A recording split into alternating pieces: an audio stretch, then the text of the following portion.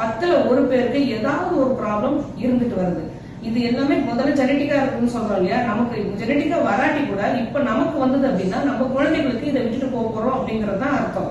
ஏன்னா அந்த காலத்துலயே நம்ம சயின்ஸே ப்ரூஃப் பண்ணப்பட்டிருக்கு. டயாபெட்டிஸ் இருந்தது அப்படின்னா ஒருத்தவங்களுக்கு அவங்க பொண்ணுக்கு வரலாம், அப்படி பொண்ணுக்கு வராட்டி அவங்களோட குழந்தைகள் கூட வரலாம் அப்படிங்கறது ஜெனட்டிக்கா நிரூபிக்கப்பட்டிருக்கு. சயின்ஸ் இதை நிரூபிச்சிருக்கு. அதே மாதிரிதான் இப்போ நிக்கோடர்மா வெண்குஷ்டமும் சொல்லலாம், வேற எந்த நர்வ்ஸ் பிரச்சனையும் சொல்லலாம், பிபியும் சொல்லலாம். எல்லாமே நம்ம ஜெனட்டிக்கா இப்ப பார்க்கும்போது நம்ம குழந்தைகளுக்கு சொத்தை விட்டுட்டு போறோமோ இல்லையோ பெரிய நோயை விட்டுட்டு போறோம் அப்படிங்கிறது ஒரு பெரிய விஷயமா நமக்கு படலாம். இதை கொஞ்சம் கவனிச்சு நம்ம இருக்கணும். நம்ம குழந்தைகளுக்கு நம்ம ஒரு உதாரணமா இருக்கணும் அப்படின்னா நம்ம சாப்பிடுற உணவு நம்ம வாழ்வியல் முற்றிலுமா மாறுபட்டதா இருக்கணும்.